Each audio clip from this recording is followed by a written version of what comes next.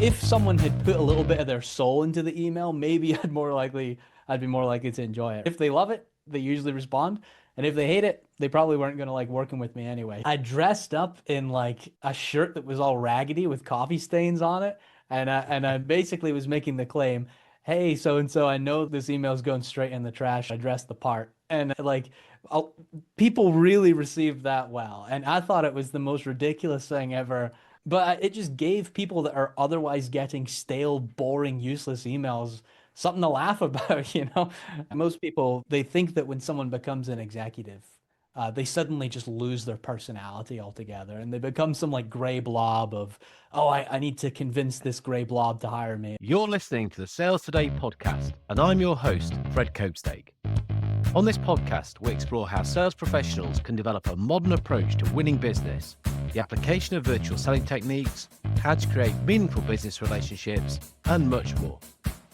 Why not take our free collaborative selling scorecard to see how your sales approach suits today's environment? You'll find a link in the show notes.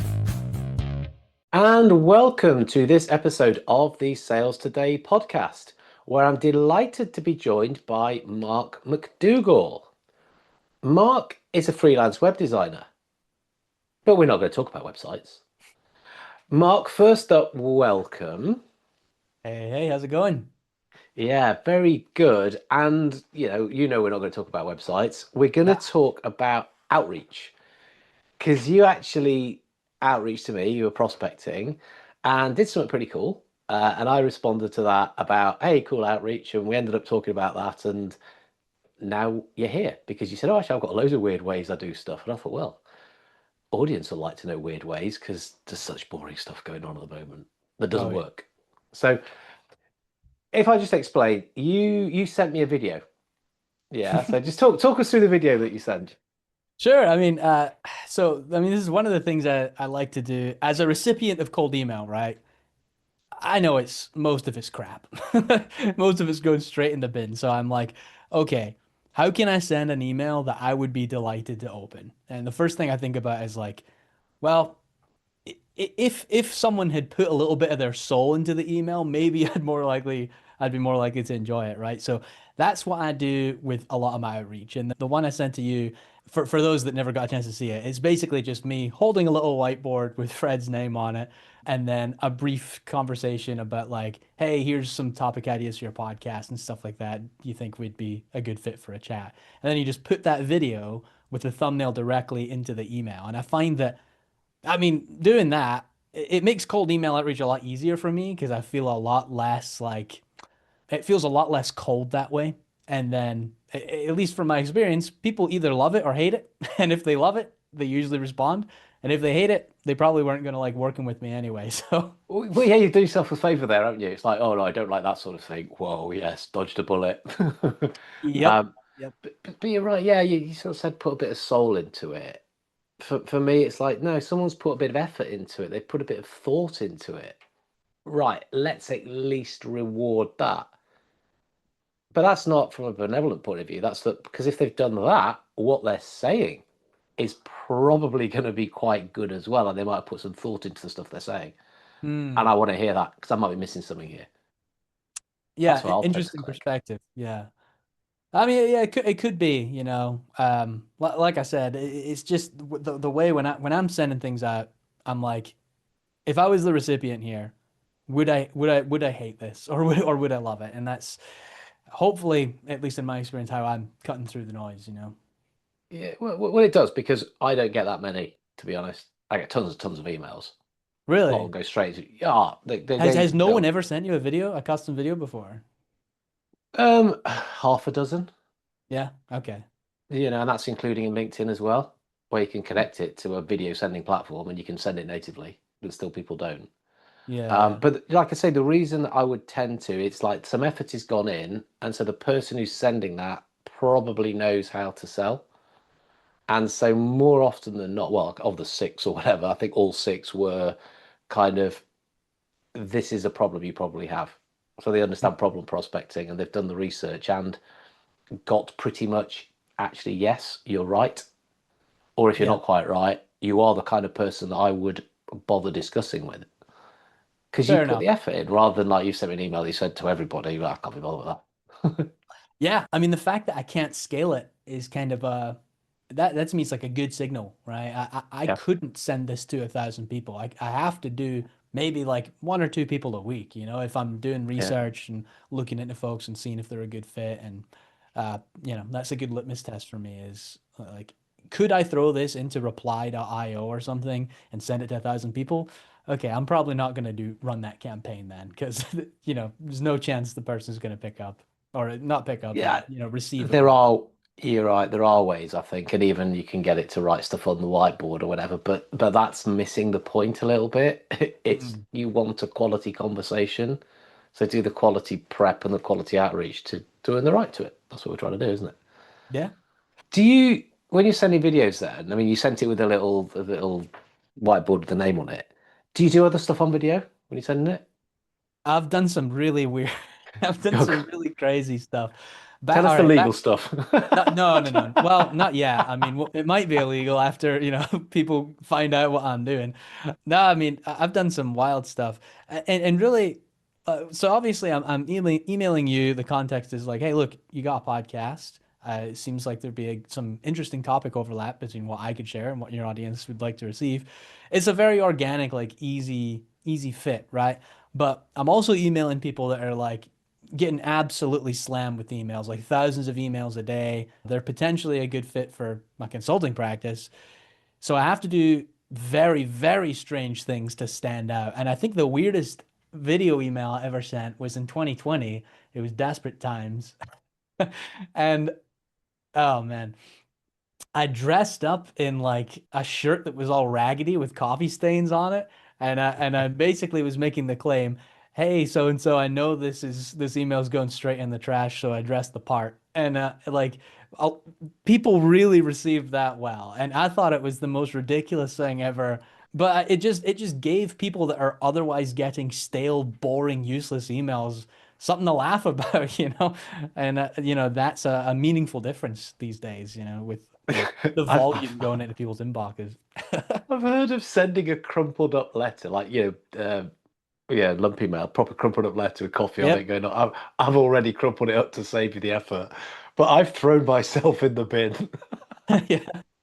That's quality, but that's funny. And like, if somebody again doesn't get the joke, but somebody who goes, actually, I like that. It's the kind of person. So you sort of polarizing in a way, aren't you? That's what you're doing. Very polarizing. Yeah. Yeah, And as by design too, like I mean, you yeah, likely receive so much email, and you get the generic subject lines. You're almost kind of trained to just ignore it, right? yeah, Kind of like when you're browsing the internet, you ignore the sides of the pages where the ads are. There's certain yeah, subject yeah. lines that are just like, okay, yeah, I'm not, just automatically delete in my brain.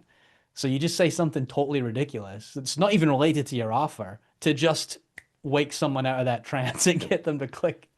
And get them to the next thing to get them to the next thing. Yeah. Right. Yeah. And like I say, in some industries, I mean, I do a lot with engineers, just sending a video. I mean, not you don't have to dress as though you're in the bin or put a silly orange hat on or whatever it is, but just turning up and saying, I think these are probably some things which are going on in your world because they typically are with the kind of customers we deal with. Bingo. Whoa. Yeah. Now they might want to know how you sent the video. Though again, doesn't matter. Right, I'll talk to you about that. And then we'll talk about the problems that you got. So, Fair, fair. Yeah. That's a so very common response I get. People will approach me and they'll say, maybe we won't hire you for a website, but can you tell me more about this strategy? And I'm like, this strategy is my entire design philosophy. So like it's always funny to me. It's like the concept itself is like very closely tied to like how I think about I guess sales in general, which I guess you were yeah. alluding to that earlier as well. Yeah, yeah. Just standing out. I mean, we weren't going to talk about websites, but so many are the same, aren't they? That Oh old yeah. classic, if you change the logo, nobody would notice. It's the No one same as the cares. Yeah. competition. Yeah. Yeah. I once upset a group of, well, I didn't, actually, I didn't upset them, but I thought I would. I didn't have the response I needed. A group of engineers, 500 companies around the table, and I put a slide up with like a wind turbine, a jet fighter, and a racing car. I said, what do all these have in common? and they all said something like, "Oh, moving parts or high quality engineering," or like they came with all sorts of good things. I said, "No, Uh-huh. they'll appear on all your websites," and they all Mm, went, "God, they do." I said, "You saying the same stuff?" yeah. So whether it's website, whether it's outreach, whether it's your LinkedIn posts, whether it's what you're saying when you turn up into meetings, we've got to be different and different by being relevant, isn't it? Yeah. Or just weird. Or just Just weird. just just a crazy person that somehow made it to your inbox, you know. That's great. What are the weird stuff then? Let's go down the weird route. I like weird. So, all right, the trash one was more experimental. I kind of got tired of wearing the coffee stain shirt and I canned that after a couple of weeks. But I think the most lucrative email I've ever sent, and keep in mind, I'm selling like web design services. So the campaign I'm about to describe to you, you're probably thinking, well, maybe not you, you're probably not, but most people would imagine I'm sending an email along with a subject line like boost your website conversion rate or get more users to sign up or something like that, you know. This campaign was, hey, first name, I'm trapped with a squirrel. And it's just totally bonkers, right? Like who's opening or who's sending that kind of email, right? And I'm sending this to like marketing execs and head of product, head of growth at like pretty big software companies. And I got such an overwhelmingly positive response from that. People, usually it took like two or three follow-ups with pictures of me trying to hunt down this squirrel that was trapped in my attic at the time. Two or three follow-ups in, I had something like a 40% reply rate. A lot of people were like, hey, stop sending me pictures of squirrels. But a good chunk of them were like, what is this? You know, the whole concept was like, I'm trapped with a squirrel. I need to escape. Maybe you can hire me so I can afford a new home or something. You know, it's just like a ridiculous excuse to just send that subject line. And, you know, it cut through the noise, man. It was shockingly useful for a campaign. Yeah. And again, you're going to filter people. They go, Hmm. oh, this guy's just an idiot. Okay. Yeah, I am. Yeah. Fine. I'm looking for fellow idiots because I'm sure there's other people who do find that funny. I do. Um, but I but there'll be people who are listening to that going, but that's not professional. Yeah, it's not. Yeah. I mean, I'm not, at least in my experience working with people, I've been doing this for a while, and all the sales conversations that like tend to be too formulaic and by the book, they usually just don't convert because there's no, I guess, emotion there, you know? There's no way to get people to take action, no sense of urgency. Um, So what's professional then? Doing the thing that's professional inverted commas that doesn't work, hmm, or doing something a bit weird that does work? yeah, yeah, Now, good I point. define professional slightly differently. I'm going to go with the latter, that the thing that works is a more professional approach. Yeah, I've had this argument with tons of people. And the really. ones, yeah, oh, big time. And I'll go, no, no, no, but you still shouldn't do it like that. So you're going to carry on doing the thing that inverted commas is professional that doesn't work. Hmm. Yeah, that makes no sense at all. You can't even consider yourself anywhere near professionalism to go Yeah. down a route of things which don't work.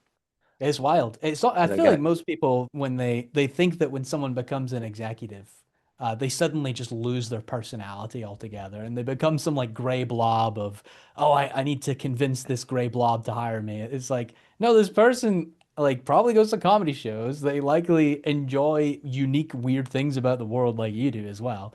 Don't get me wrong, there are some gray blobs out there, but they're Yeah. maybe not the best customers, you know? Yeah. No, you're right. It's people. And the other thing that I've seen, again, if you're prospecting execs, is that people think they need a different language. Hmm. And they do, they're right. But it's not the language they often think. It's like, oh, they're exec. I better use big, long, important sounding words. Yeah. And it's like, it's the other way round. You have got to be even shorter than you were before. You've got to talk in bullet points. It's going to Yep. hurt you, it's so short, because that's how they talk to each other. And they don't think they're being rude. It's just faster. It's how they Yeah. think. When your Yeah. when your But hour people is go the worth wrong twenty end. They go thousand the wrong dollars. way. It's yeah, Yeah. totally backwards.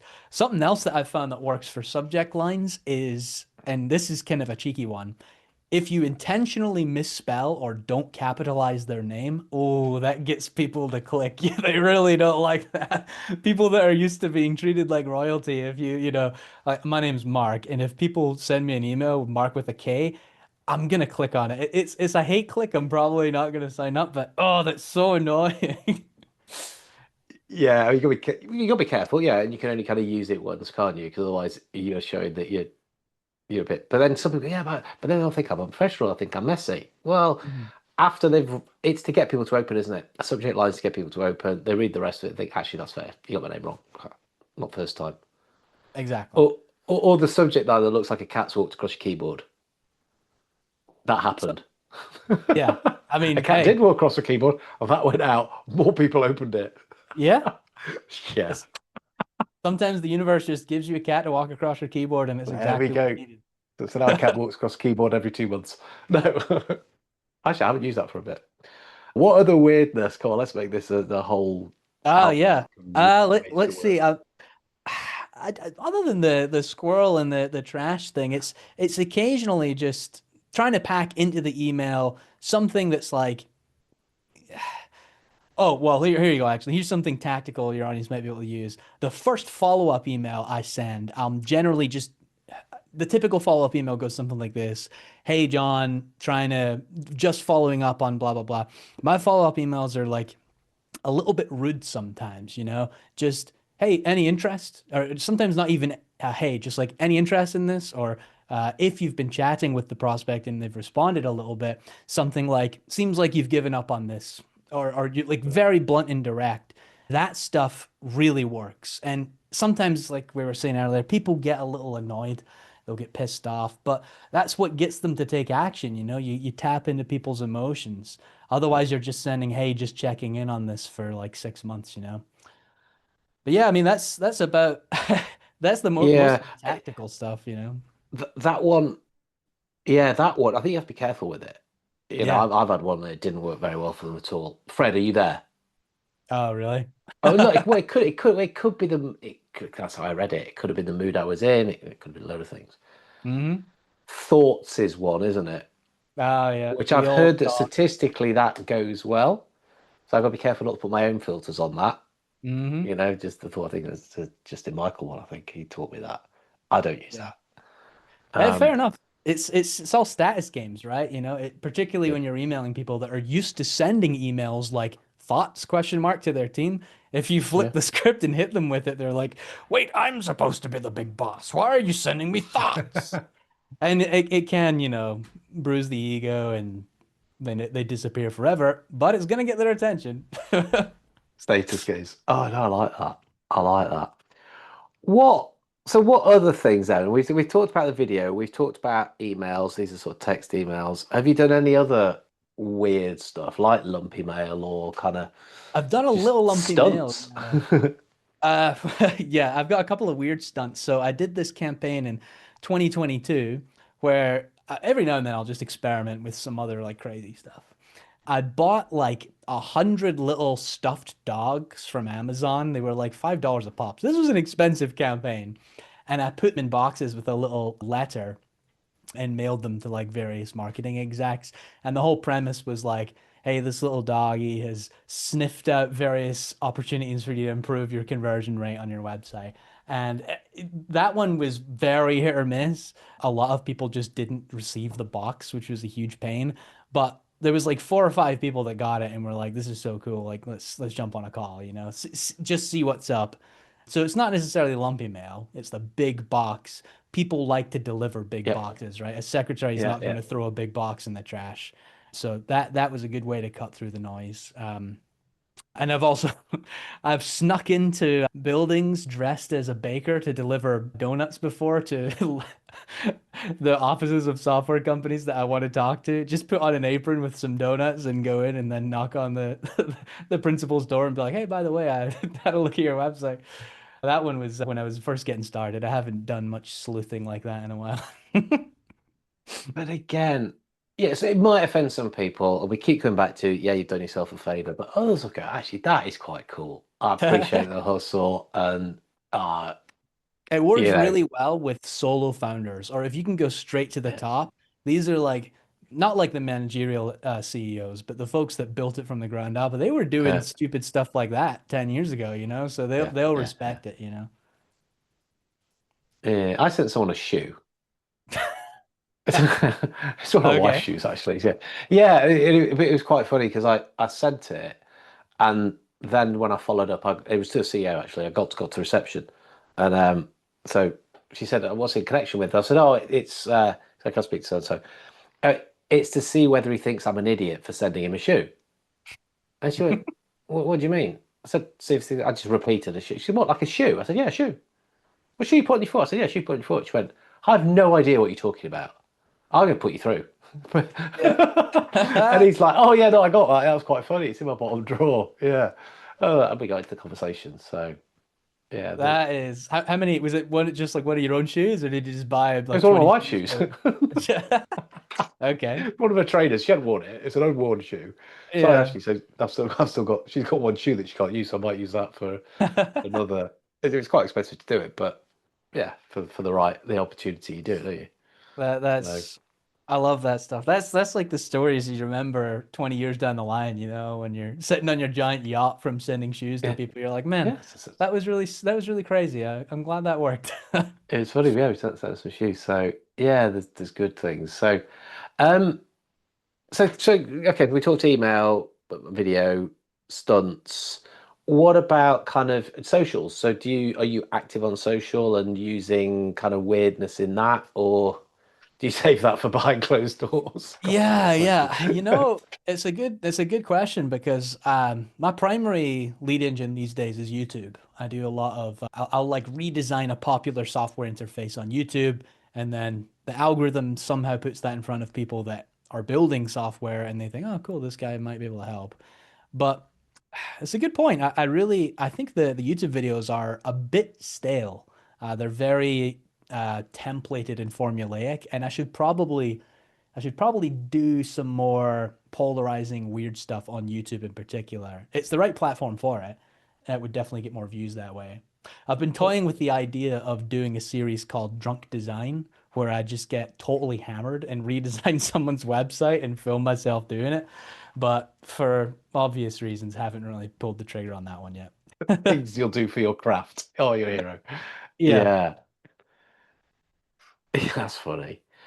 When you say just so I understand this, you're redesigning software interfaces and people like looking at that. What would you mean about? I didn't quite get that. Ah, right. So for instance, I'll take something like Facebook and I'll redesign how it looks and I'll make it better. I'm using air quotes here for anyone listening. And then just film myself through the whole process to help people understand the business decisions behind design, right? And that really helps with sales too, because when I get people from YouTube, they're primed to have a conversation about the sales justifications, or excuse me, the business justifications for their design, right? It's not just can we make this prettier? It's like, well, how many customers is this going to like land you in the next month if we do it? And it totally flips the conversation on its head, you know? So it's educational content dressed up as entertainment. Yes, that's It's a a kind of very that's eloquent way to that's put how it's working. Yeah. So I'm looking at it, going, "Oh, this is really quite interesting." I've just learnt about how they do that and why they do that thing. Oh, that's pretty cool. I don't do that on mine. it. Oh, Yeah, yeah, yeah. got you. You drop in the occasional, and this kind of thing here is probably costing you at least 200 visits a week or something. You know, you try and reframe the design itself to, well, Yeah. what's a website supposed to be? It's a lead funnel, right? And if it's not working well because I'm doing this thing, I'm losing customers, and it's, you know, get And gets you're doing it with the well-known thing. Actually, there's a guy I know who his YouTube blew up. He was a racing driver instructor, and he had Hmm, a bunch of videos about how to drive a racing car. Okay, okay. few hits. Then he did one about how Ayrton Senna would takes this corner. Hmm. Bang! Why did everyone like that? Yeah. Ah, okay. And then long story short, it's kind of like, yeah, this is how so and so would do this. And by doing that, start to learn how YouTube works in that people are looking for that thing, that's what gets you on, and the dwells and. And Yep. I think his channel now gets more hits than F1's own channel. Really? I I think mean, I wouldn't so, be yeah. surprised. It's Yeah. wild the amount of reach that independent creators can get on YouTube Yeah. nowadays. You know, the top creators are pulling in more views than like all of ABC's networks combined. It's so Yeah. crazy. Yeah, Scott Mansell, who actually has got the Got surname Mansell. of a famous racing driver, but he's not related. So, Hmm. um, driver 51, I think it is. But anyway, I can put that in the notes afterwards, can't Yeah, yeah, check I? him out. Cool, cool. So, okay then, we're gonna give three pieces of advice to somebody who's sat there and they're doing their outreach and they're being very professional. It's just not working. So we're going to say, well, okay, just let's reframe what this professional is and try this, this, and this. What are we gonna What are we gonna come up with? Yeah. Video? Should we start with video? So have a crack at Well, video. okay.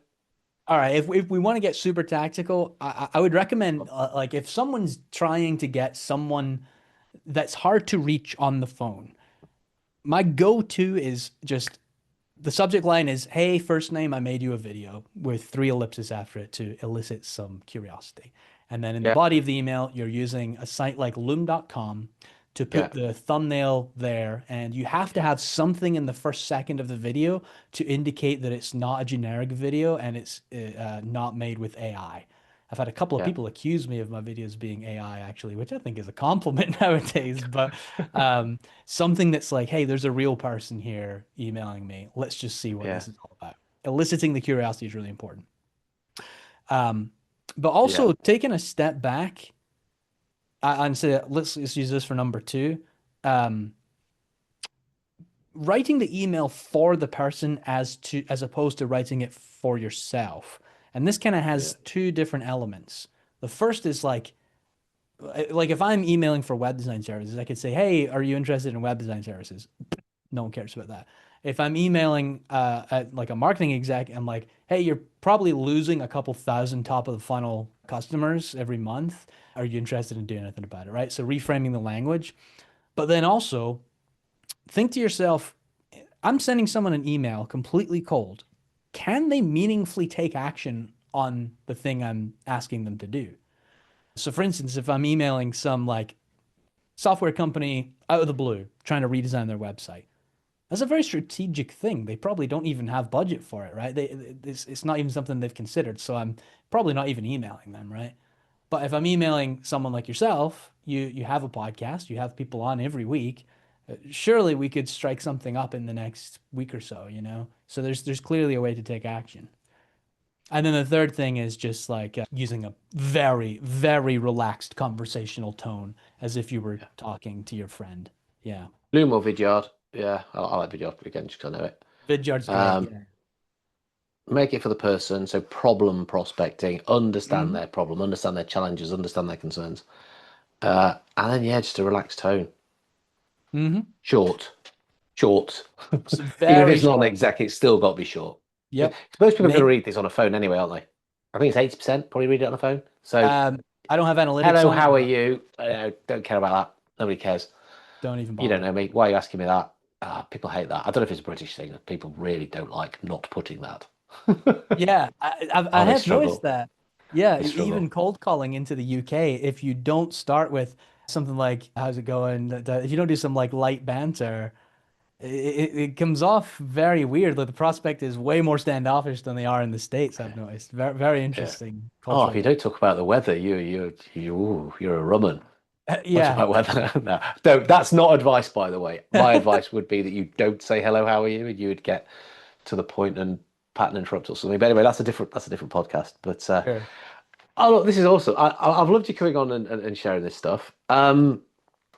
Where can people get in touch with you? You know, maybe people have heard this and think, actually, it sounds like the kind of guy that I would want to go and talk to about a website. We can have a bit of a laugh. Yeah. Where can they get in touch? If you ever want to, chat about sales, stuff like that, markmcdougall.com is my website, Mark with the C. And there's articles and stuff on there. I document a lot of the cold email outreach I do as well, so you can peruse that stuff if you're interested.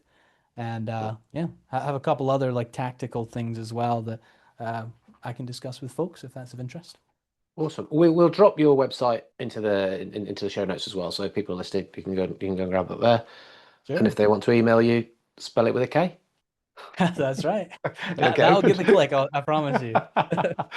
Awesome. Oh, Mark, thank you so much for coming on. enjoyed chatting. I don't know where the time's gone. It's gone super quick. Yeah, And yeah, no, do appreciate you coming along and sharing. appreciate it, friend. Thanks very much. Thank you for listening to the Sales Today podcast with me, your host, Fred Copestake. I hope you've enjoyed what you heard today. If you did, please get in touch and hit subscribe. And remember, you can take the collaborative selling scorecard for free to check out how your sales approach works in today's environment. You'll find it in the show notes.